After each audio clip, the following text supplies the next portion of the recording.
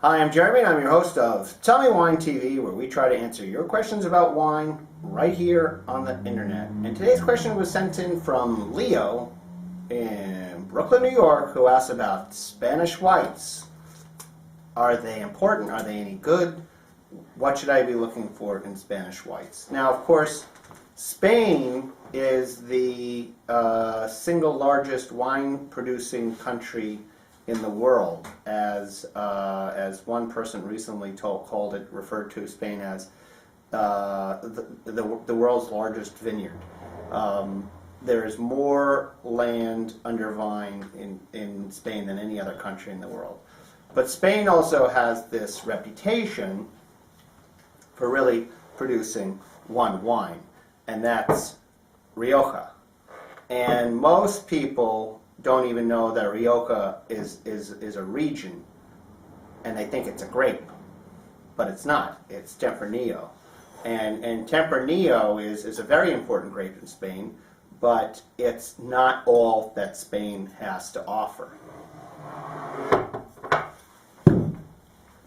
Anyway, I'd say there are four major white wine grapes that are important in Spain. White wine.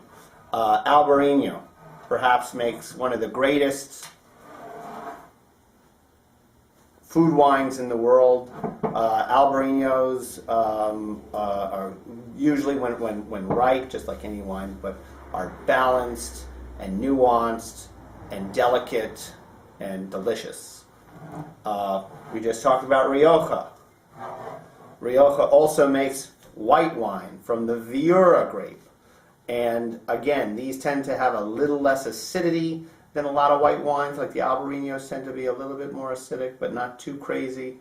And the Viura tends to make a wine that's a little bit more nutty and less fruity, and again, it's a little bit more nuanced, a little more creamy flavors.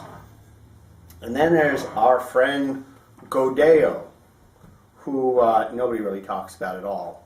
Godello, but it's important in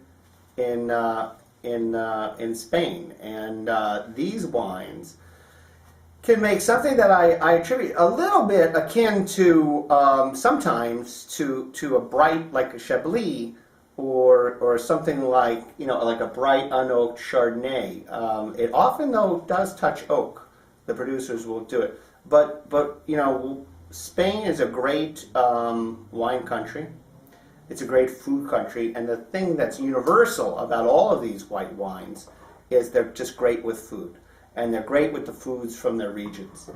And we're just gonna open one. I think we have a Godello ready to go.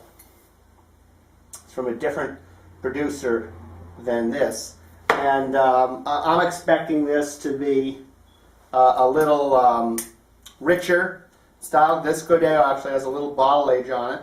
So the bottle age will enhance that a bit. I hope it's good. I haven't had a Godello in a while. But that's the fun thing about countries like Spain and Italy. There's so many varietals that people don't talk about that much, that the reviewers don't talk about. So people like Parker and Wine Spectator, they're really not focused on these varietals at all. And Godello, definitely not. I would say happens to the best of us. I got it. Not a problem. This is television, after all. See, I wasn't really affected by it. Hopefully it'll just come out now. There we go.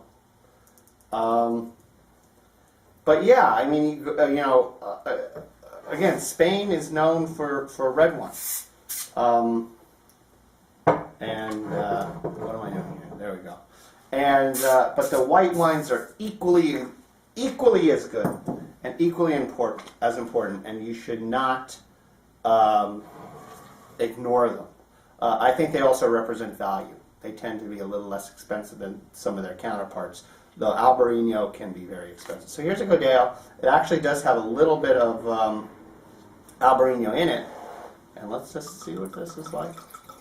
So that was from Leo. Leo, thanks for sending that question in. Go out and try some Spanish white wine today. Pretty lemon. Oof. You know what it's like? It's like a lemon baked, buttery custard pie. Thanks, Leo, for sending that question. And keep sending your question into Tell Me Wine TV.